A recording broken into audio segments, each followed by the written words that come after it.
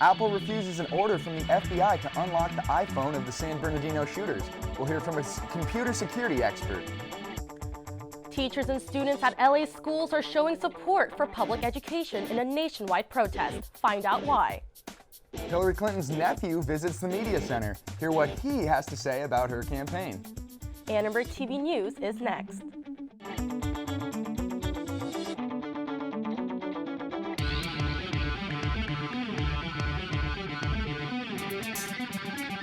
Live from USC, you're watching Annenberg TV News.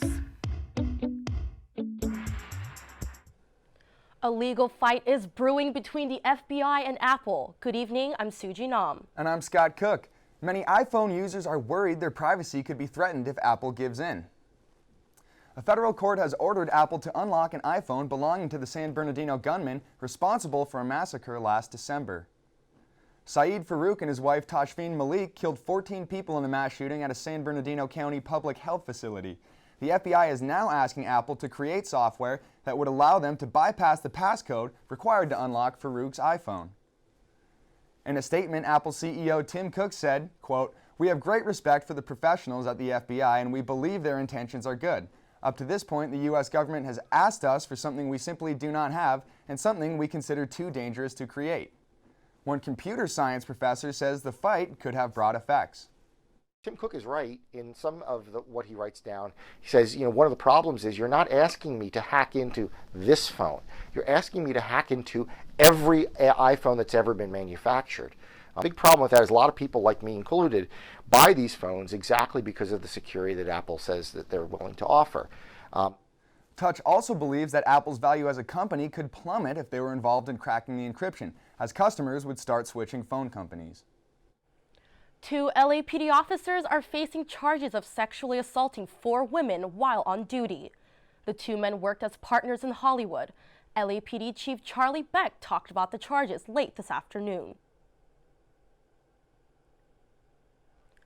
The 2 officers will appear in court tomorrow. Both could face life in prison if found guilty. There is a push for more charter schools in Los Angeles, and public school administrators are not happy about it. Let's toss it over to our reporter Priscilla Casper with more. Thanks, Suji. 40 cities participated in a nationwide walk-in to protest the expansion of non-union charter schools. I spoke with public school teachers and parents about their thoughts on the proposal. Parents, teachers, and students are chanting at Grandview Boulevard Elementary School in Mar Vista to protest the Broad Plan. The $490 million proposed plan would create 260 charter schools in Los Angeles. Public school administrators are concerned that half the students in the LA Unified School District will leave by 2023. Folks out there who believe that public education is dead or it's inefficient, we believe that quality public education is alive and well. The Broad Plan was leaked to the LA Times. The proposal states, on average, Los Angeles charter schools deliver 79 more days of learning in math and 50 more days of learning in reading than their district counterparts. Los Angeles is uniquely positioned to create the largest, highest performing charter section in the nation. However, some don't agree. Everyone deserves equal opportunity at every school. Some charters don't offer that, and we don't want our children to be excluded of great opportunities. Parents and teachers say public schools are inclusive and offer a culture diversity that kids can't get anywhere else. And I felt like we would get a more authentic education. We're very interested in Spanish immersion in this school.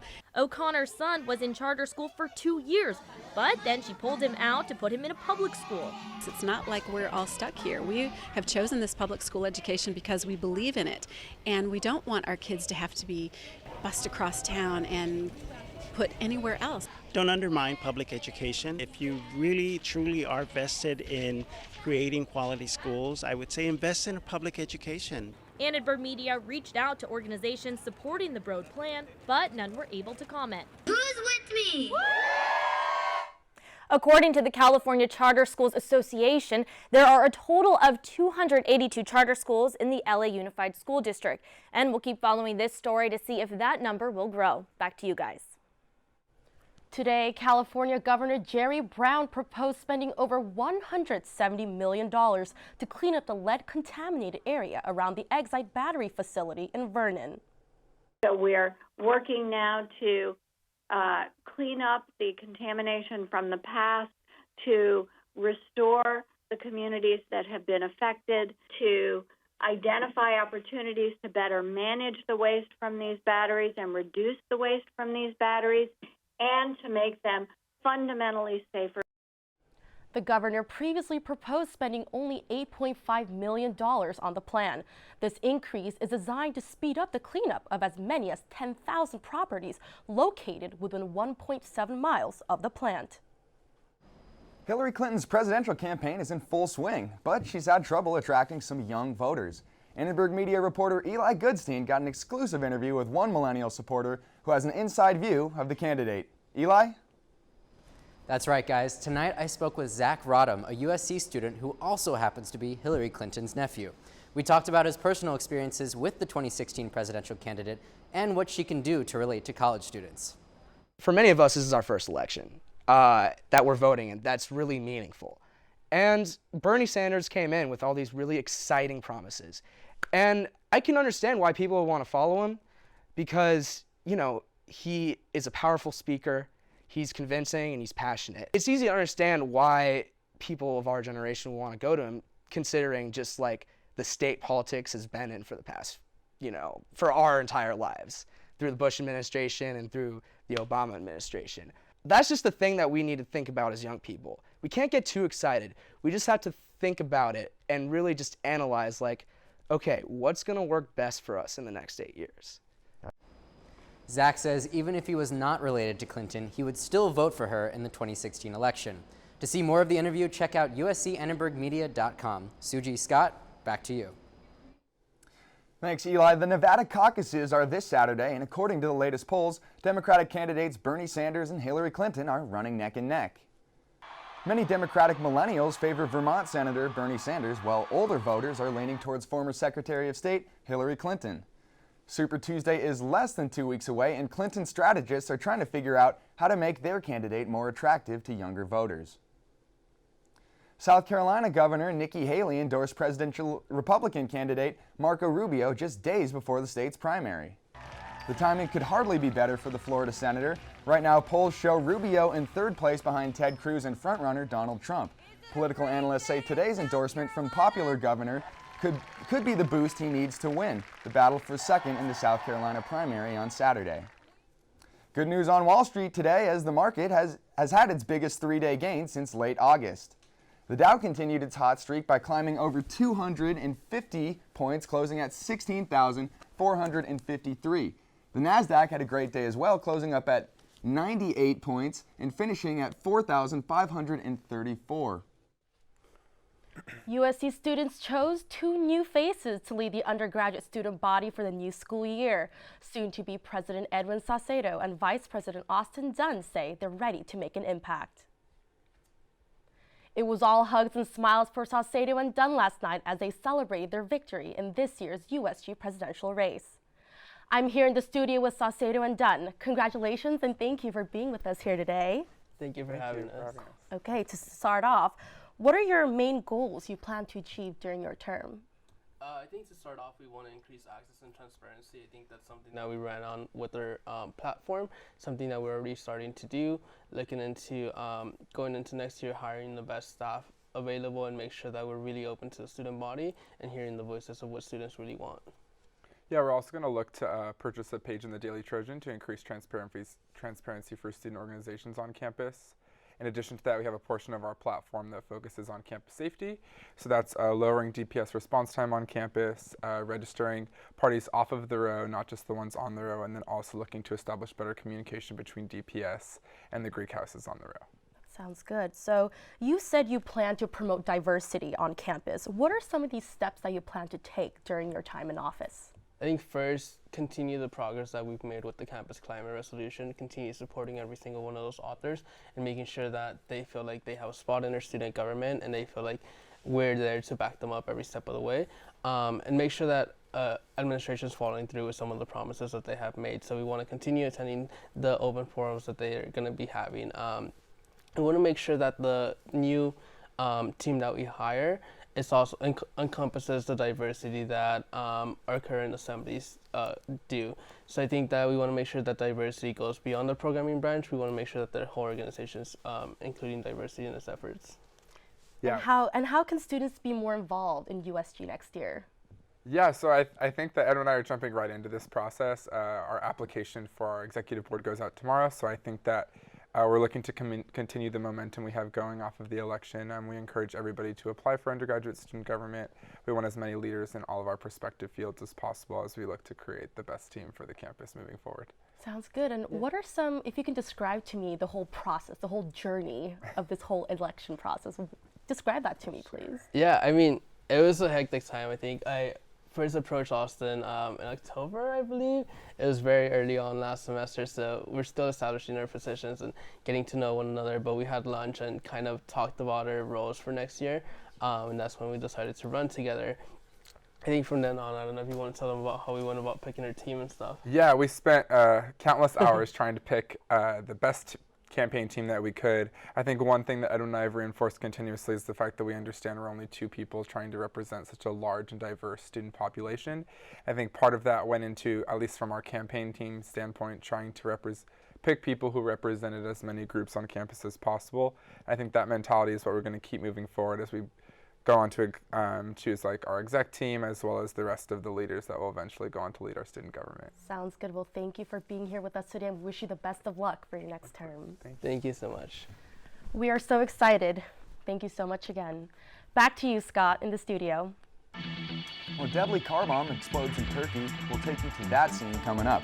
A new facility is now open, providing care and much more to the homeless in Los Angeles, where we're there for a grand opening.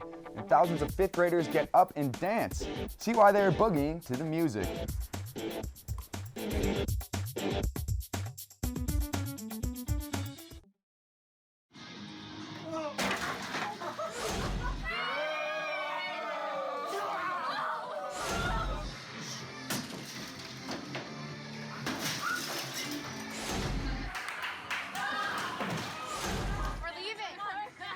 Most party fouls are pretty dumb. But if you decide to drink and drive underage, you could lose your license and your freedom. Underage drinking and driving. The ultimate party foul.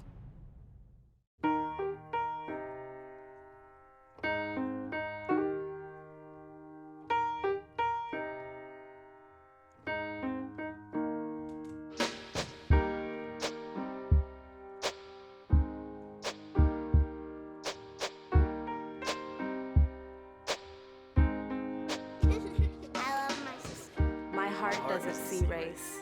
Love is love.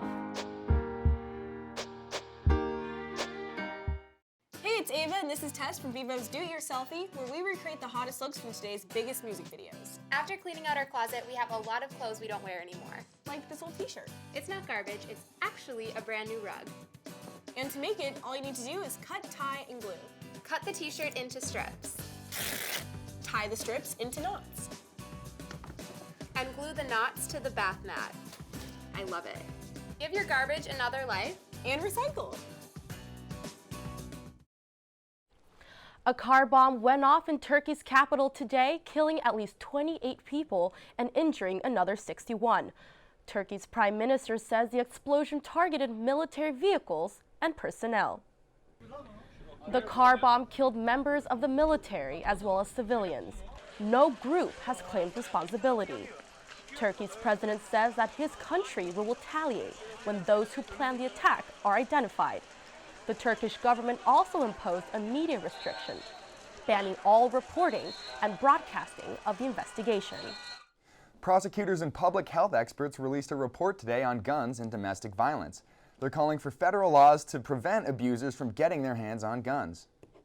When an abusive partner has access to a weapon, the risk that the other partner will be killed increases 500%. To do something about improving what happens when those contacts occur to save people's lives. And that's the essence of why we're here today. City Attorney Mike Fuhrer says the White House will be releasing the report through social media to raise awareness about guns and domestic violence. When the homeless are released from hospitals and clinics, they often have no place to go. Annenberg Media's Madeline White shows us how a new center in Watts is designed to change that. The Martin Luther King Jr. Medical Campus unveiled its newest facility today in Watts, a recuperative care center for homeless outpatients who have been discharged from hospitals or clinics. James Tyiska has been homeless for much of the past 20 years. See, a lot of people out there that's homeless is kind of really giving up. But it takes people like us that's been there to go back down and let them know that, look what happened, man. There's hope. There is hope. Staff at the 100-bed facility offer community building services to help them get back on their feet. So this facility will assist any of the patients that need attention, from their meds to their wound care. Aside from 24/7 nursing assistance and behavioral and medical health services, the care center might just provide exactly what the individual needs the most to feel better: a warm, comfortable bed and a roof above their head. They get their clothes cleaned and they have fresh linen. They give us 3 meals a day and snacks all through the day. I go far and beyond for them. I like to talk to them. I like to do things for them. Even though they don't need me, most of them don't need the extra help that I'm giving, but I just do it because I care. It's not just about what happens inside here, it's about setting them up for the future. And we try to commit that all of our patients will be connected into housing after they leave this facility. It's like we went from hell to heaven. For Annenberg Media, I'm Madeline White. Well, Scott, it's raining in LA. It certainly is, and you know, Mother California's got to be happy about that. She's probably drinking up every last drop of that rain. No, I'm happy, you're happy, all the Californians are happy today. Well, let's see if the rain's going to continue. Let's throw it over to our weather anchor, Hannah Vega, with more. Hannah. The rain came this afternoon and it's still here. A cold front came through the Los Angeles area, bringing showers and colder temperatures. The rain started in Ventura County and moved to LA. The showers may continue until tomorrow morning. Currently, it's light rain, 61 degrees with 90% humidity. Now heading over for tomorrow's highs, we'll go to Big Bear. It's 49 degrees. And then heading over up north, Malibu, 65. Back in downtown, 68 degrees. For your 5-day forecast, you're going to see on Sunday a high of 87, and rain will continue until Thursday. Since 1935, Griffith Observatory has been a signature LA landmark. Located in Griffith Park, the observatory provides some of the best views of the city in the Hollywood sign. The observatory is open to the public every day except Monday. The exhibits inside the building are about space and science and are free to explore. And for only 50 cents, you can check out a view of LA. But you do need to pay for a ticket to the planetarium. Once you enter the rotunda, you can check out the giant pendulum and the murals on the ceiling. You can also study the sun and stars and see tools that show how astronomers explore the universe. In the Depths of Space exhibit, join Einstein pondering the universe by looking at meteorites, the moon, and planets. You can also weigh yourself in space, watch a working seismograph, and view the Zeiss Mark IV projector. If you visit on a clear day, unlike today, you can go to the top of the observatory's roof and look through the big telescopes. So, have you guys ever been to the observatory? You know, I've only been once, and I loved it, so I'm a little bit jealous that you got to go there today, Hannah. You have to go a lot. I've been multiple times being a local of LA, and it's one of the best places to go. Yeah, I really think it's one of those places, even though people always talk about it, like not everyone goes, but still a lot of people go, but it's still worth visiting, not only for the views and seeing other things in Griffith Park, but seeing really what's inside. Absolutely, something everyone should do. Thank you, Hannah. Agree. Thousands of 5th graders danced their hearts out at the Music Center in downtown LA to celebrate the 46th annual Blue Ribbon Children's Festival. For many students, it was their first time at a live performance.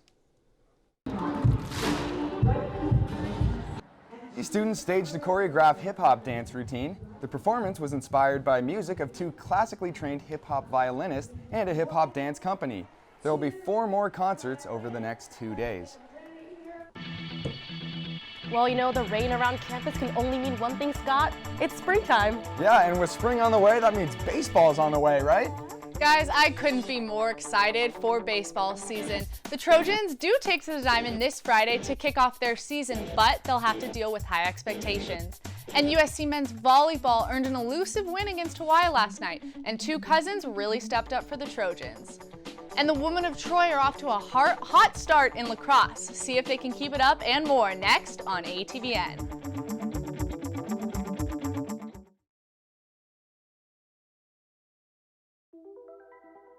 Todd's a great guy. I mean, look at him. What a sweetheart. Attaboy. Wait, Todd, what are you doing? How totally selfish and un-Todd-like of you. Come on, Todd. Come on, man. Wow, these are really good. You act surprised.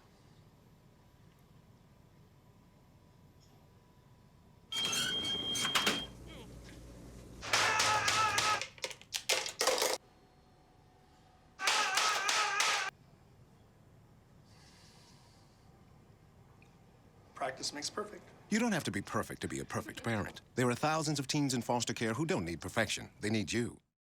So they say it's a man's world? I don't see anybody's name on it.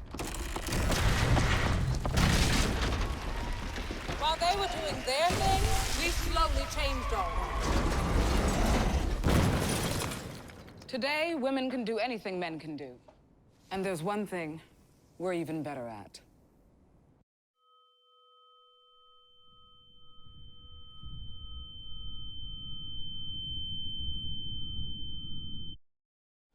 Welcome back to ATVN. USC men's hoops is back in action tonight as they try to extend their undefeated streak at home against Pac-12 rival Colorado.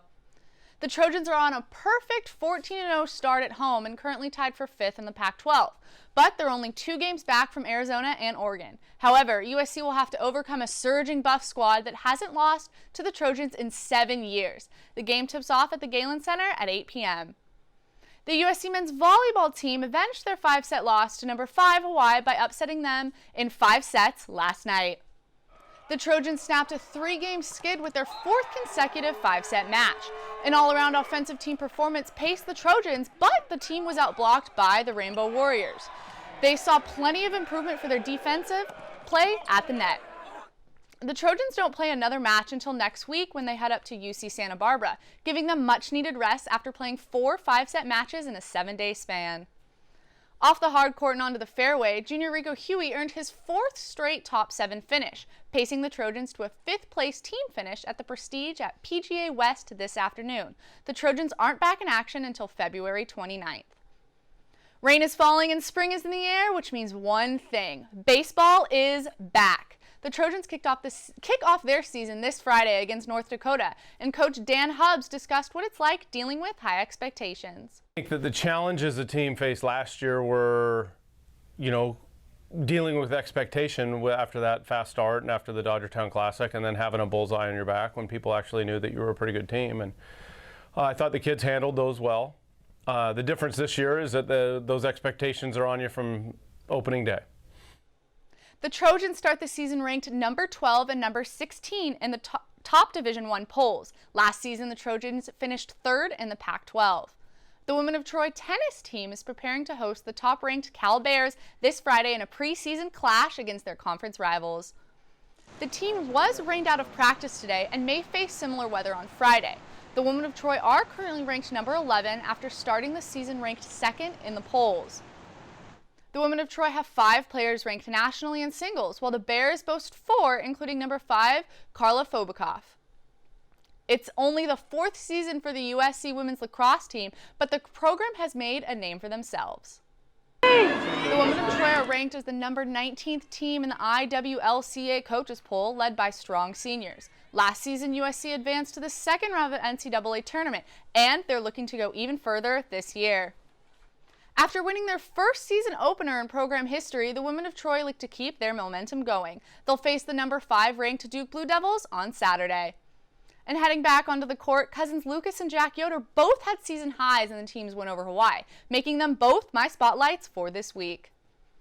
Junior outside hitter Lucas recorded 21 kills for the Trojans. His revamped offense this season really keeps the team strong and motivated at the net. His cousin, sophomore Jack, put up 56 assists as in the team's 61 en route to their 5-set upset over number 5 Rainbow Warriors. The two Yoders anchor the Trojans' offense and their presence at the net, and both adds depth to the team. Well, now I want to go check out a volleyball game. Yeah, two cousins, huh? I gotta wonder, which one's better, Jody? Lucas has that offensive strength, but Jack really runs the team at the net through setting and keeping everybody on their toes. All right, well, thank you for that, Jody. Thank you. A Trojan was crowned a College Jeopardy winner. Hear how he plans to spend his prize money.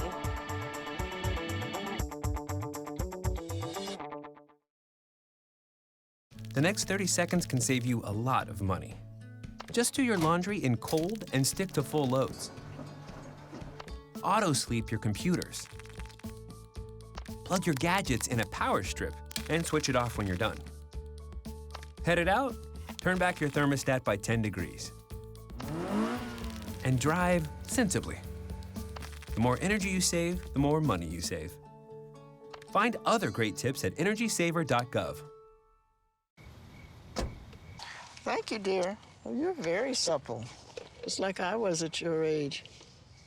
Back then, I was a sex expert. Used to call me the buttered biscuit. I know about birth control, too. So you can ask me anything, baby.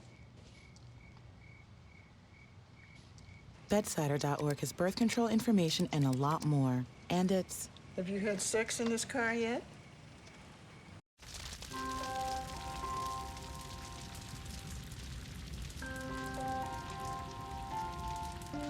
A single ember that escapes from a wildfire can travel more than a mile. That single ember can ignite and destroy your home or even your community. You can't control where that ember will land, only what happens when it does. Get Fire Adapted now at fireadapted.org.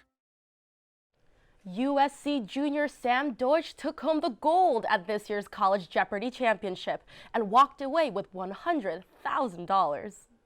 So I found out I was going to be on the show, but there was still like a month until taping actually happened. So I was like, I knew I'm going to be on the show, but I have no idea how I'm going to do. Like, I'm going to have to study like all of this stuff. And when you finally get there and you're under the lights and everything, it's just like a whole new experience. Like, the word that I keep going back to is like surreal. Deutsch is putting the money towards school, savings, and donations. He will compete to defend his title later this year in the Tournament of Champions. Well, another Trojan bringing home the victory, huh? I'm very proud. What else is new? Exactly. Thanks for watching Annenberg TV News. From everyone at Annenberg Media, I'm Suji Nam. And I'm Scott Cook. You can watch